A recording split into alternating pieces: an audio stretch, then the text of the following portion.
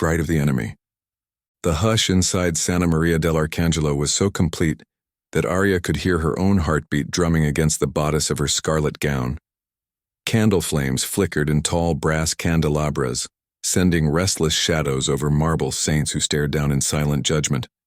A single, crimson carpet carved a path from the heavy doors to the altar, where two families that had tried for decades to exterminate one another now pressed together in forced harmony. Romano soldiers in black stood shoulder to shoulder with Moretti men in charcoal gray, every holster conspicuous beneath tailored jackets, every gaze sharper than the blades stashed in polished boots. Aria felt the noose of eyes tighten as the grand oak doors groaned open behind her. The organist's first solemn chord rolled through the nave.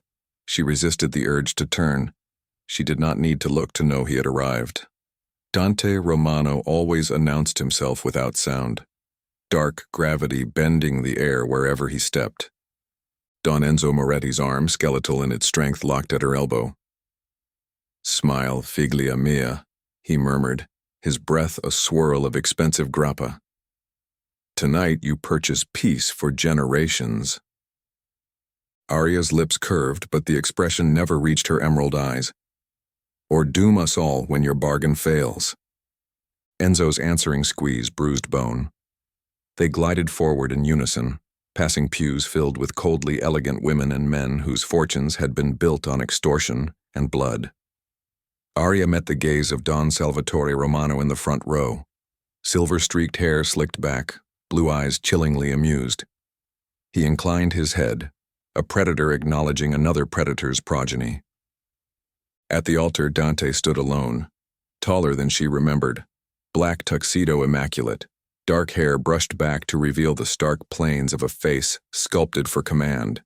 His expression might have been carved from onyx. He did not bother to pretend happiness, that at least they shared. Priest and altar retreated into blur. As Enzo placed her hand into Dante's gloved grasp, Aria heard her father's whisper, half blessing, half warning. Then his presence vanished. She and Dante faced each other, two statues arranged for an audience. He smelled of cedar and rain. She hated that she noticed. The priest spoke of unity, of divine forgiveness. Aria's mind replayed her brother Luca falling to Romano bullets outside a nightclub 2 summers ago. Dante's jaw flickered at some private ghost. When instructed to repeat wedding vows, their voices tangled, silk and steel. "Do you take this woman?" "I do," Dante said, not blinking. "Do you take this man?" "I do," Aria echoed, each syllable bitten off like a thread. Rings traded hands. Gold met skin. A hush thicker than incense settled. Somewhere in that hush lived every unspoken curse both families had hurled across city streets and open graves. "You may kiss the bride."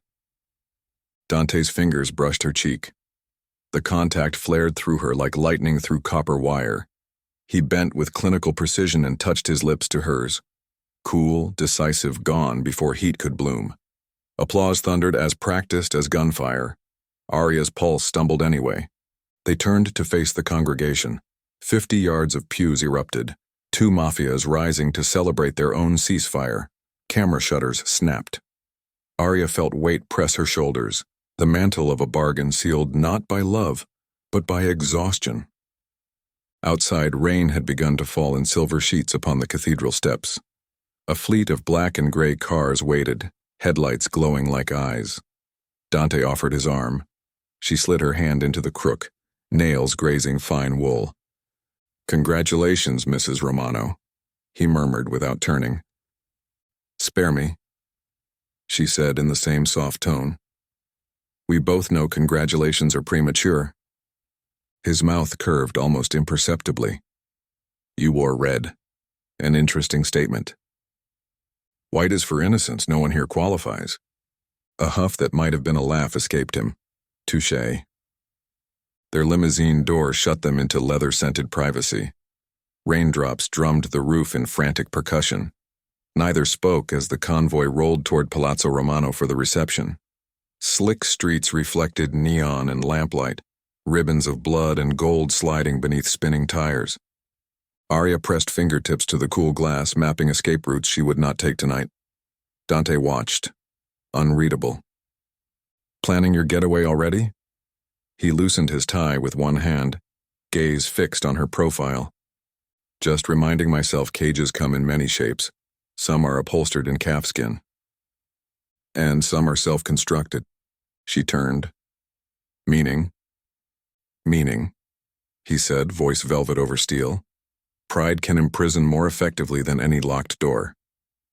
I'll keep that wisdom in mind while serving my life sentence. He inclined his head. As will I. Palazzo Romano loomed, an 18th century fortress of white stone, its facade bathed in amber uplights. Inside, crystal chandeliers blazed over guests swirling through ballrooms in a hush of silk and whispered alliances. Violins teased at melancholy overtures while butlers navigated silver trays of champagne and aged scotch. Dante and Aria entered to a ripple of attention. Toasts were demanded. At a marble pedestal, a waiter filled 2 flutes with Brunello di Montalcino, the color of garnets. Dante lifted one glass, offering it across a breath of space. For peace, he said. Aria accepted, cool smile cutting like glass, their arms entwined in formal interlock. Liquid touched her lips, bittersweet, smoke-tinged. She drew back, eyes glittering. Do you trust me enough to drink? No, he answered, lifting his flute. But I trust myself to survive. She tilted her head. Interesting. Because only one of these glasses holds aconite. The slightest tightening at the corner of his eyes. He studied the surface of her wine as though it might reveal secrets. Around them, laughter and orchestral waltzes masked the sudden hush of proximity. Bluffing is a risky hobby, Aria, he said softly. So is marrying your enemy. He sipped without flinching. Her heartbeat stuttered despite her composure. He swallowed, gaze never leaving hers, and handed the empty flute to a hovering attendant. Disappointed, he asked. She mirrored him, draining her own. We'll see. A ripple of clapping drew their attention. Don Salvatore approached, cane tapping marble. Lines at his mouth suggested impatience more than age. Beautiful ceremony, he declared, kissing Aria's cheek with perfunctory chill. Let us hope the honeymoon proceeds without incident, yes? Aria met his eyes. I look forward to exploring your hospitality, Don Salvatore. He smiled as if at a child making bold claims.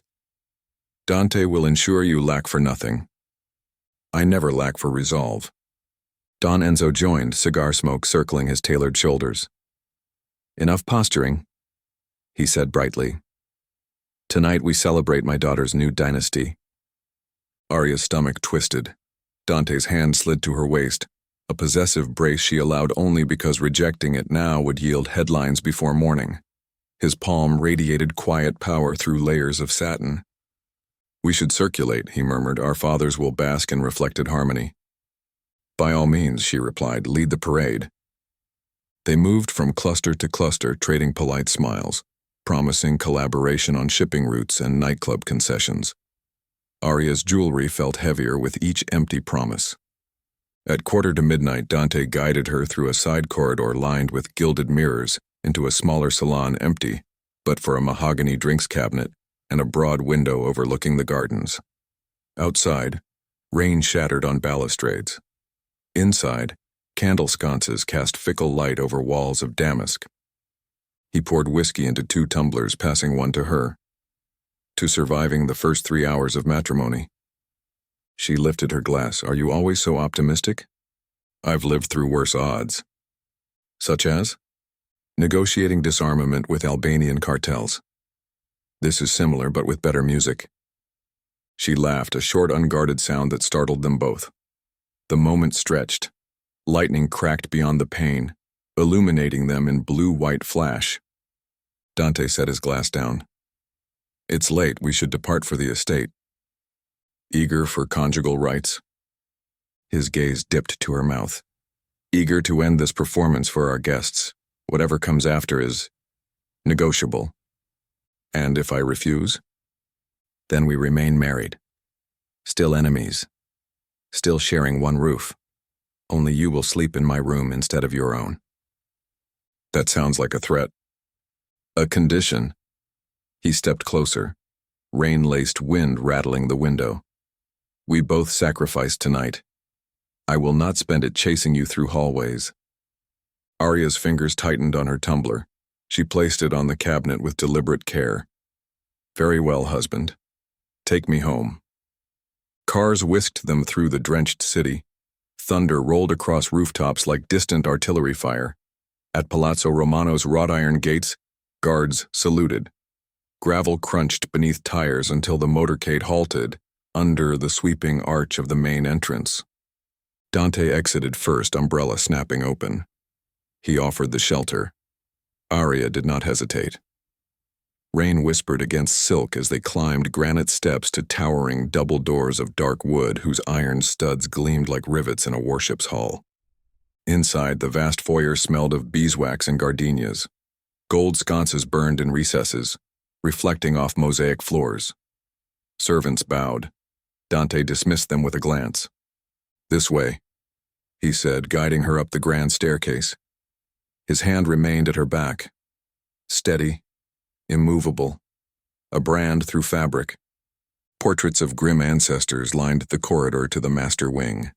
In front of a set of double doors he paused, unlocking them himself. The suite beyond spread luxurious and dim. An empire of carved mahogany, rich rugs, and drapes of midnight velvet. At its center, a four-poster bed draped in gauze. Aria stepped inside, cataloging exits, obstacles. Dante closed the doors and removed his jacket, draping it over a chaise. Rain drummed a relentless cadence against tall windows. You'll find everything you need here, he said, dressing room to the left, bathroom beyond. And if I choose a separate room? There isn't one prepared. I'm sure the palace has no shortage of beds. My father insisted the bride share quarters with her husband. Appearances, you understand. Her laugh cracked like ice. Of course, appearances. She walked to a vanity, trailing fingers across polished wood. A jeweled dagger lay among perfume bottles, an heirloom she'd concealed beneath her bouquet earlier.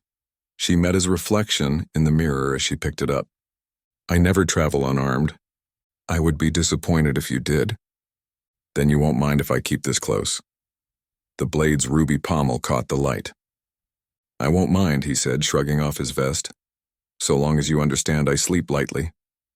All the better. She slid the dagger into a garter sheath hidden beneath the slit of her gown. Silence gathered, thick and electric. He removed cufflinks, rolling sleeves to forearms traced by scar and muscle. She unfastened earrings, pulse a visible flutter at her throat. You should change, he said, and leave you unguarded? She turned, the whisper of satin hushing over the rug. I am rarely unguarded. Lightning framed his silhouette, stormlight painting his cheekbones. She saw the fine tremor in her own hands and hated it. One night, she said, voice low. That's all you have to keep me here willingly. His eyes narrowed. After that? I make my own rules. We will discuss this in the morning. Perhaps. He advanced a fraction, enough that she caught the subtle shift of muscles beneath his shirt. The air between them thickened like molasses warmed by dangerous flame. Aria, he said, her name rough against deeper quiet. Know this. I did not want you as an enemy wife. But now that you are mine, no one, including you, will undermine the purpose of this alliance. And what is that purpose exactly? Peace? She stepped closer until their breath mingled. Or power? Both. His hand lifted, then halted beside her cheek, a question suspended. She did not flinch. Instead, she pressed into the heat of his palm, a dare written in the throb of her pulse. Then make your choice, she whispered. Claim your bride or free your prisoner. A muscle ticked at his jaw. The storm outside crashed like surf. He lowered his head slowly, eyes never leaving hers, until his lips hovered a breath away. Aria felt gravity tilt, toward danger, toward something hotter than fury. The suite door slammed open. A Romano guard stood, rainwater pooling at his boots. "Forgive me, signore," he panted. "There is an incident in the north courtyard. You're needed." Dante's body tensed against hers, then he stepped back, composure snapping shut like a blade. "Wait here," he ordered, voice leather hard. Aria watched him vanish with the guard, her heart galloping in confusion and relief. She turned toward the window. Lightning revealed manicured gardens thrashing under rain, statues bleeding water from stone eyes. Somewhere beyond those hedges something burned, a pulse of orange against the night. She exhaled, the taste of Dante still on her lips, though they had not quite kissed. The house fell quiet except for the storm, and in that hush Aria drew the dagger again, pressing the cold flat against her racing pulse. "First night, Moretti," she whispered to her reflection in the glass, rain streaming like tears over her image. "Survive the first night." A distant boom rattled panes, a car perhaps, or thunder's hollow cousin.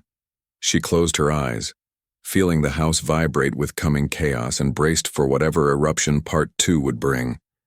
Gunshots cracked somewhere beyond the eastern wing, sharp and bright against the storm's relentless drum. Aria jerked away from the window, her pulse lurching. The sound seemed impossibly close, as if the estate itself had drawn a ragged breath. The distant fire she'd seen through the gardens flared higher, lighting the drenched topiary in violent orange. Whatever incident had dragged Dante from the suite had escalated into a firefight. Waiting was never among her talents. She slid the dagger into her garter, lifted the heavy train of her gown, and slipped into the corridor. The hallway was deserted, but echoes of hurried footsteps and shouted orders bounced along stone arches. Dim wall sconces painted her progress in stuttering pools of gold. At the landing she paused, listening. Voices, deep, urgent, rose from the direction of the grand atrium. She crept forward until she could peer over the balustrade. Below, a cluster of Romano guards, brutish men in sodden suits, were dragging a bleeding figure across the mosaic floor. At their center strode Dante, rain dripping from his hair onto his collar, pistol clenched in one hand. When he barked commands, the guards scattered to their posts like chess pieces. Lightning flashed through the stained glass skylight, splashing fractured color across Dante's cheekbones and the marble beneath his shoes. Aria felt a jolt at how furious and alive he looked. Every sinew pulled taut, eyes like flint struck against steel. She meant to retreat, but a floorboard betrayed her with a faint groan. Dante's head snapped upward. Their gazes collided across the gulf, his dark brows flattened with displeasure. "Aria," he called, voice carrying effortlessly. "I told you to stay in the suite." "Your house is on fire," she replied. "Forgive me for being curious." He stalked toward the staircase. Guards watched, not sure whether to block her path or get out of his. She descended a step, meeting him halfway. "What happened?" she demanded. "Intruders," he answered, low enough for her alone. "3 men breached the north courtyard. 1 is dead, 1 captured, 1 escaped." Her eyes narrowed. "From which family?" "That's what I intend to discover." She glanced over his shoulder at the bleeding man slumped against a pillar, a rag pressed to his gut. "Alive long enough to talk?" "We'll see." Dante's hand wrapped around her forearm. Firm, not painful, and guided her aside as 2 guards lugged the wounded intruder toward an interior hall. She resisted the pull. "I have questions too, husband." Later, he released her only when they reached the safety of a curtained alcove. Rain hammered nearby windows, the scent of wet stone filling the narrow space. "You cannot roam these corridors," he said. "Not tonight. The estate may not be secure." "I'm not helpless. Wait, that's not the point." "It is exactly the point." She drew her dagger, its gemstone hilt catching a flicker of lightning. "If we're under attack, I stand with you. Or do you prefer a bride who hides behind silk sheets while men do the work?" His gaze traveled from dagger to eyes. "I prefer a bride who lives," he said. "Then keep up." A short, humorless breath escaped him. "Fine, but you stay at my side, and you take orders." I take useful orders. Aria. Dante. Wind roared, rattling French doors at the end of the hall. He weighed something unseen, then jerked his head. Come. They moved together, he a blade, she the tempering fire, through corridors humming with radios and bootfalls. Passing servants shrank aside. Few had ever seen Dante accompanied by an armed woman in a wedding gown. In a rear gallery, an oak door opened onto a vaulted cellar stair. The captured intruder lay propped on a chair, beneath exposed bulbs that swung lazily, casting seasick shadows. Blood soaked his shirt. 2 guards flanked him. He groaned, head-lolling until he saw Dante and froze.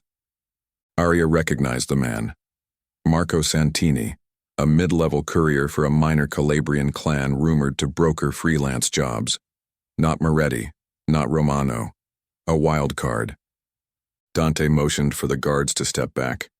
He crouched before Marco, voice frigid. Who sent you? Marco spat blood. Go to hell. Dante glanced at Aria. Care to assist? She stepped forward, free hand brushing Marco's hair from his sweaty forehead. Marco, she crooned, years of diplomatic schooling sliding into her tone like silk over steel. Think carefully. My father's men know your roots. The Romano network knows your debts.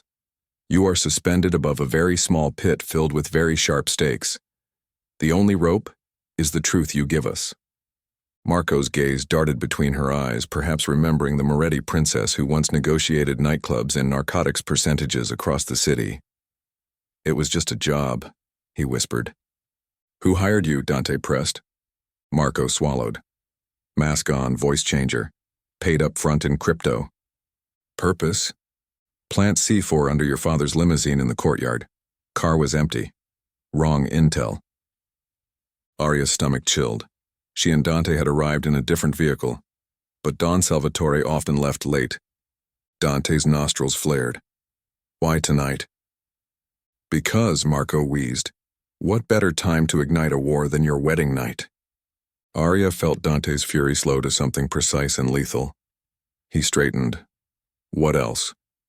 Marco coughed. There's a message. His eyes rolled, unfocused. Tell the new king and queen. The devil still owns the board. Blood bubbled on his lips and his head sagged. Dante signaled a guard. Get a medic, keep him breathing. A thud shook the cellar ceiling. Another explosion, farther off. The building vibrated like a struck bell. Aria caught Dante's arm. Someone planned coordinated strikes. One here, maybe another at the Moretti compound. He nodded once, already calculating. Your father. She shook her head. Enzo expects my call every dawn. If he's dead, the line stays silent. Thunder cracked. Alarm somewhere overhead began a low, insistent wail. We don't have time, Dante said. I need to secure the estate, verify Salvatore's safety, and find the escaped intruder. You... Spare me instructions, I'm coming. Before he could object, she strode toward the stairs. He caught up in 2 strides. They emerged into the eastern courtyard colonnade, wind-whipping rain in icy sheets. Flames licked from the rear portico where a black sedan burned. Tires melted into puddles of tar. Fire crews fought the blaze. Sparks swirled skyward. Don Salvatore, coat draped over shoulders, stood beneath an umbrella shouting orders. Relief flickered across Dante's features. Aria's focus darted to movement near the outer wall. A slim figure in dark clothes vaulting over a low parapet. There, she shouted. Dante didn't hesitate. He sprinted, using statues for cover. Aria hiked her skirts and followed, feet slapping puddles. Guards scrambled in their wake. The intruder, quick, agile, dashed across slick flagstones toward the greenhouse. Dante closed distance. Aria veered right, anticipating his path. She angled through hedges, the hem of her gown dark with mud. The intruder slipped inside the glass house, shattered a panel, and disappeared. Aria ducked through the same gap, wet leaves brushing her shoulders. Inside, stormlight filtered milky through steamed panes onto rows of citrus trees and orchid displays. Damp earth smelled thick and sweet beneath burning insulation from distant fires. She advanced, dagger poised. A shadow flitted behind a raised planter. Something clicked. Metal on metal. Gun. "Romano scum," the intruder hissed, voice young, ragged. "Show yourself," Aria demanded. A figure rose, silhouette thin, a woman. Rain-dark hair plastered to her face, eyes wild. She leveled a pistol at Aria's chest. "Step aside," the stranger said. "This isn't your quarrel. You made it mine when you bombed my house." Dante's voice boomed behind the woman. He'd circled, corralling her between them. She whipped around, gun barrel wobbly with adrenaline. Dante's own pistol aligned with her forehead. For a breathless moment, lightning illuminated shards of glass tumbling from a broken pane. "Who sent you?" Dante asked. "I'll die first." "That can be arranged." Aria saw the intruder's finger tightening, panic cresting. She leapt forward, slicing upward. The dagger smacked the gun aside as the shot exploded, tearing a bloom of oranges from a nearby tree.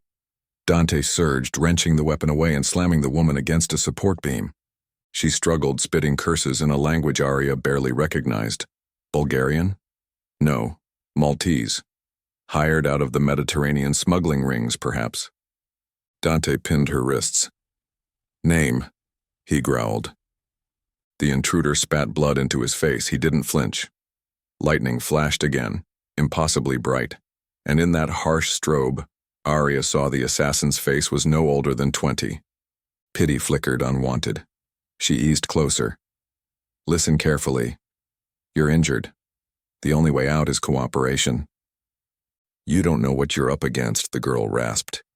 Dante's patience frayed, his fist tightened. Aria laid a hand on his arm. "Let me," she murmured. He hesitated, then backed off a fraction. Aria met the girl's eyes. Feral, terrified, brave. "What's your name?" Silence. "Mine is Aria," she continued. "I was forced into this madness tonight, same as you were forced to shoot strangers. Give me something true and I can give you a chance to live." The girl's breath hitched. "Sophia," she whispered. "Who hired you, Sophia?" Tears streaked grime on her cheeks. "I never saw their face. They called themselves Il Diavolo." Aria felt Dante stiffen beside her. Il Diavolo, the devil. The title had belonged once to a shadow broker rumored to pit mafia clans against each other for profit. Long thought dead. "Il Diavolo is a myth," Dante said. Sophia shook her head. "Myth or not, they know your secrets. They have spies in both families. Tonight is only the beginning." She sagged as adrenaline ebbed, knees buckling. Aria caught her. The girl's pulse hammered beneath clammy skin. Guards burst into the greenhouse. Dante waved them back. "She needs a medic," Aria said, "and a cell, preferably one that doesn't leak." Dante signaled. Two men took Sophia carefully, leading her through the broken door. Rain hissed across glass behind them, extinguishing bits of smoldering leaf. Aria exhaled, tension draining from her shoulders. Dante watched her, unreadable. She expected reproach, but instead he holstered his weapon and reached to brush a wet strand of hair from her temple. "You could have been shot," he said, voice rough. "So could you." She realized her heart was still sprinting. "You promised we were partners." "I said you could stay at my side, not dive in front of bullets." "What is a side if not shoulder to shoulder?" He studied her, something shifting behind his eyes. Admiration, regret, desire coiled in equal measures. Rain pattered softer overhead, the greenhouse suddenly intimate with dripping leaves and damp earth. "Thank you," he said at last. "For what?" "Trusting me enough to act." Heat flooded her cheeks. "Don't read too much into it, I like living." A ghost of a smile tugged his mouth. "So do I." Their laughter, soft, incredulous, hung in the humid air. Then the moment fractured as a guard ran up the garden path. "Signore," he called. "Urgent news. A car bomb detonated outside the Moretti residence 20 minutes ago. Reports of casualties, possibly Don Enzo." Aria's knees threatened to buckle. Dante caught her elbow. "Is he alive?" she asked, forcing air out. "Unconfirmed," the guard said. "Fire still active. Communications down." She swayed. Dante's grip steadied her, warm and strong. "I have to go," she whispered. "Not alone," he replied. 1,000 thoughts crashed through her mind. Memories of Luca's body, her father's calculating pride, the impossible choice of allegiance. Tears stung, but did not fall. "Call your pilot," she said. "We leave within the hour." Lightning flickered, reflecting in Dante's dark eyes. "As you wish." He turned to issue orders. Aria watched him. A man forged in shadow who had, for a heartbeat, revealed something fragile. Around them, the night hissed with dying rain and distant sirens, as if the city itself mourned old sins made new. She pressed a trembling hand to her abdomen, shocked by the ferocity of the bond beginning to root between them, born not of vows or politics but of survival shared under fire. When Dante glanced back, she straightened. "I'll change," she said. "Battle gowns are impractical." "I prefer you armed," he answered, voice low. "In whatever you wear." Heat curled in her stomach at the implication. She turned before he could see the flush. In the corridor, servants scattered before her. She moved like a storm's aftershock, cold and bright, dagger tapping her thigh with each step. Somewhere above, thunder grumbled a warning. The fragile truce had shattered. Blood would answer blood. And as the house gathered itself for war, Aria Moretti, now Aria Romano, felt the old world tilt, spinning her toward a future written in gunpowder, betrayal, and the dangerous promise of a man she should have hated more than life itself. The rotor wash battered the rooftop of Palazzo Romano as the helicopter powered up, thunderous blades shearing the residual rain into a white roar. Dante boosted Aria into the cabin, following close behind.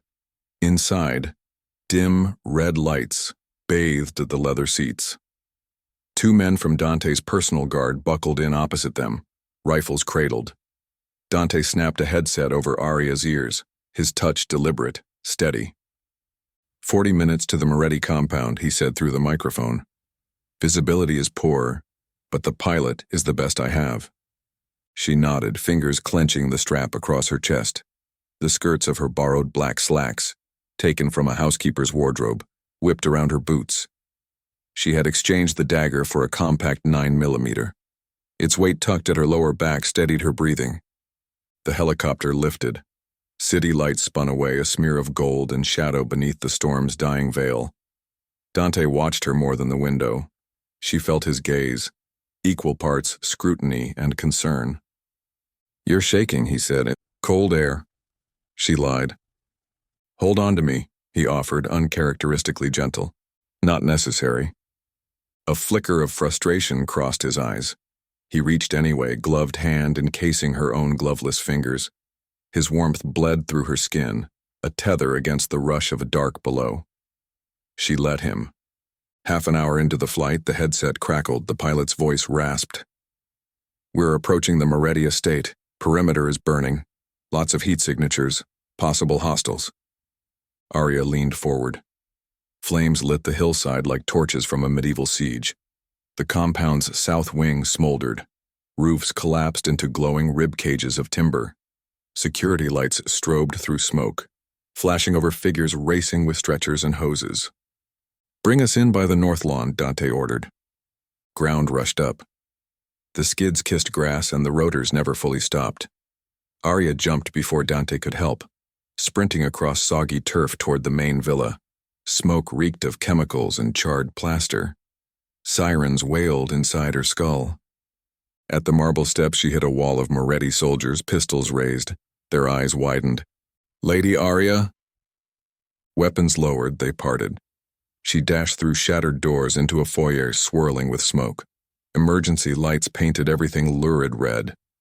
She seized a guard by his lapels. "Where's my father?"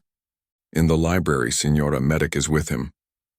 She bolted down a corridor she'd run in childhood, boots skidding on wet marble. Dante kept pace, shouting orders for his men to secure halls. They burst into the library.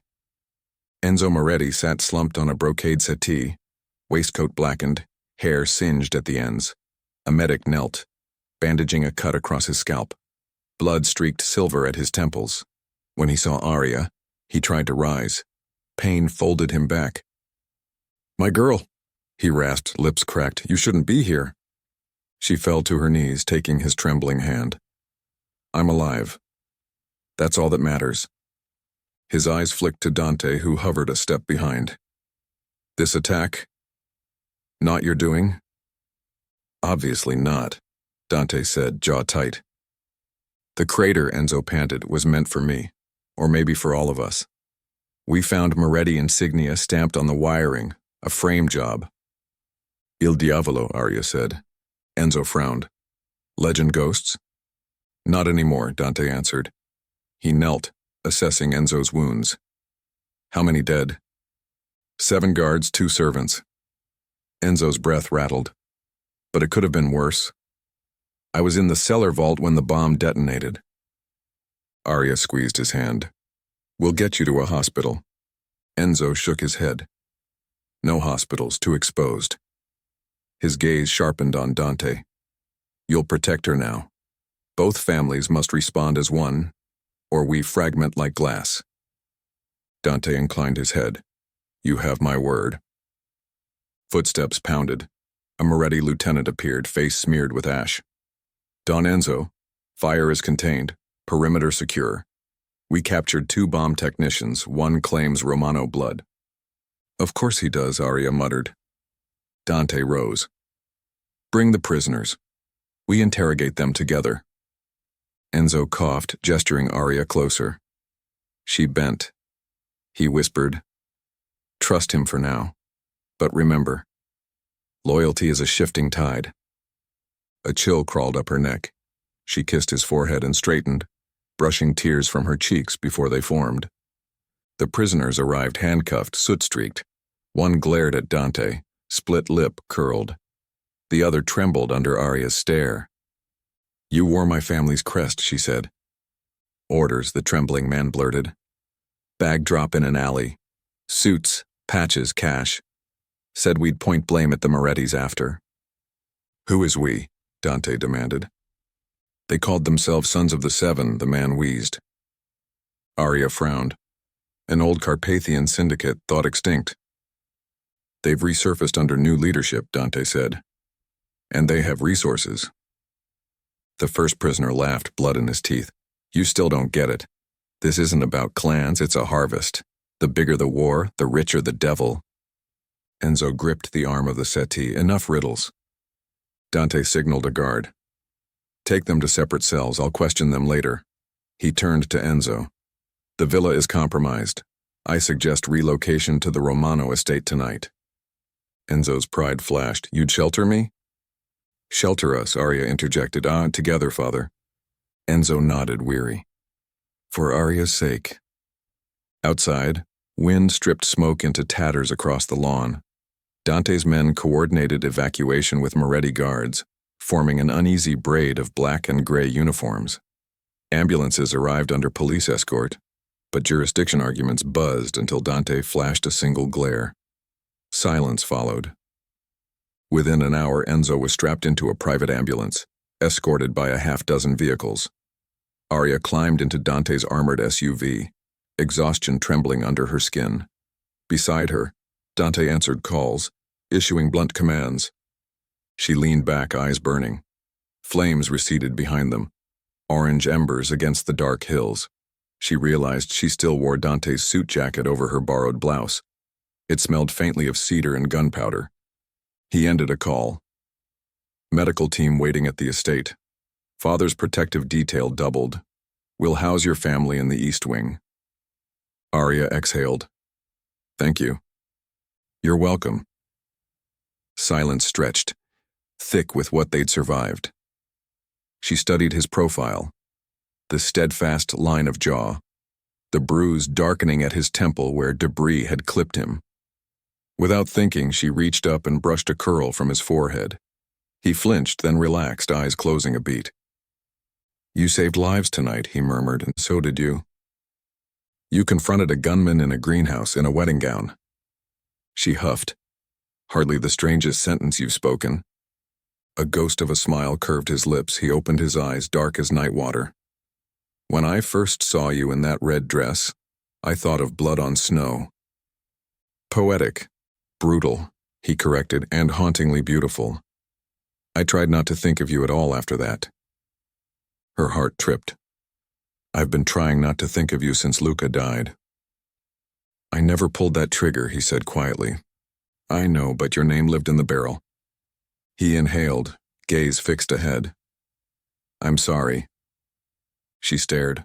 Apology was rare currency in their world. I believe you, she said, surprised to realize it was true. The SUV entered Romano gates. Dawn edged the horizon, a pallid bruise of violet. Lights blazed along the drive, revealing lines of armed men.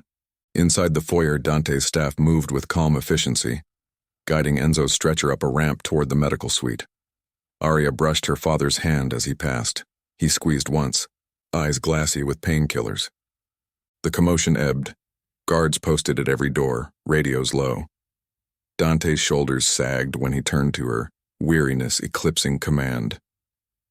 Come, he said softly. You need rest. She followed him to the master suite. Their suite, tiptoeing through dawn shadows. Inside, the bed remained untouched. Rain-lashed windows had dried to streaked glass. The world felt suspended in the pause between breaths. Dante shut the door, turned the lock, and faced her across muffled quiet. Take the bed, he said. I'll sleep in the chair. She shook her head. We both know you won't sleep at all. His mouth twitched. True. She approached, the soft pads of her borrowed slippers silent on the rug. We also know I'm not leaving this room without you nearby. Aria, he began. A warning, a plea, she couldn't tell. She stopped within arm's reach. The lamplight gilded the morning stubble along his jaw. You said appearances matter. For the families, for our alliance. Tonight we fought side by side. Let the world believe the bond is sealed. And what do we believe? His voice was hoarse. She stepped closer until the warmth of his body wrapped her like a cloak. That danger makes strange companions. That hate can dissolve, maybe only for a heartbeat, when death closes in. He swallowed hard, eyes searching hers. If I touch you now, I won't stop. I'm not asking you to. Silence. Then his hands lifted, framing her face with reverent care. His thumbs brushed seawater hair from her temples. She rose on her toes, heart battering bone. Their mouths met. No audience, no bargaining fathers, just breath and salt and something raw and terrifying opening between them. His kiss was a vow carved in storm. She answered with defiance and need. He tasted of whiskey and sleepless hours. When his arms caged her, she let go of grief long enough to cling. They parted, breathing each other's air. We're still enemies, she whispered. Then let the world tremble at the peace we make in secret. He lifted her, carrying her to the bed. She guided him down beside her, discarding layers of smoke-soaked fabric. Skin met skin. Scarred, perfect, flawed, alive. Every brush of lips and slide of hands felt like rewriting a treaty penned in flesh. Outside, dawn broke, pale gold spilling over the gardens. Inside, they forged a fragile truce on tangled sheets, words replaced by gasps and yes and more, until exhaustion claimed them. Later, she woke to his heartbeat under her ear. Sunlight warmed the room. For one suspended instant, she felt safe. A phone vibrated on the nightstand. Dante jerked upright, reaching. Aria sat, sheet clutched to her chest, senses sharpening. He answered, his face blanched. What is it? She demanded. He ended the call, knuckles white around the device. That was my security chief, he said. The prisoners we took, both of them, are dead. Poison capsule, hidden in a molar. They never made it to the cells. Ice slid down her spine. Messages again. Worse, he said. There's more. My tech team traced the crypto wallet that paid tonight's assassins. It isn't foreign. It's registered to a shell corporation based here in the city. Whose? He met her eyes. One of our own board fronts. Your brother Luca created it before he died. Air left her lungs. That's impossible. Unless someone inside the Moretti account still controls it. Her mind spun. Numbers, passwords, silent partners, old alliances. Father's inner circle, she breathed. But why turn on us all now? A soft click hushed the room, metal on glass. A laser dot jittered across the far wall. Down, Dante hissed, grabbing her shoulders. They rolled from the bed as the window exploded inward, shards scything the pillows they'd just vacated.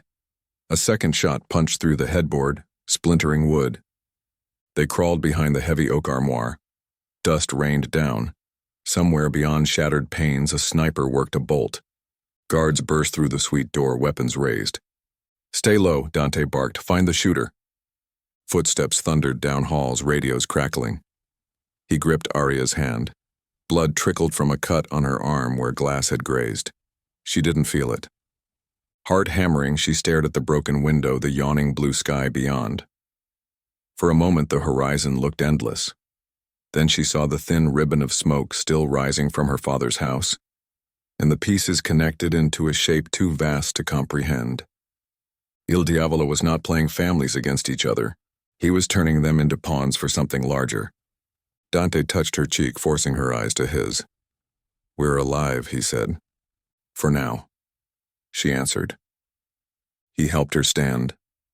Sirens wailed on the grounds, dogs barking, guards yelling positions.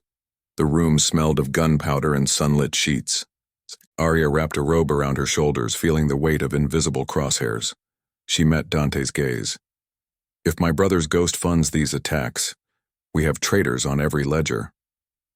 Then we burn the ledgers, he said, and side by side. Outside, helicopters stitched the air with rotor thunder.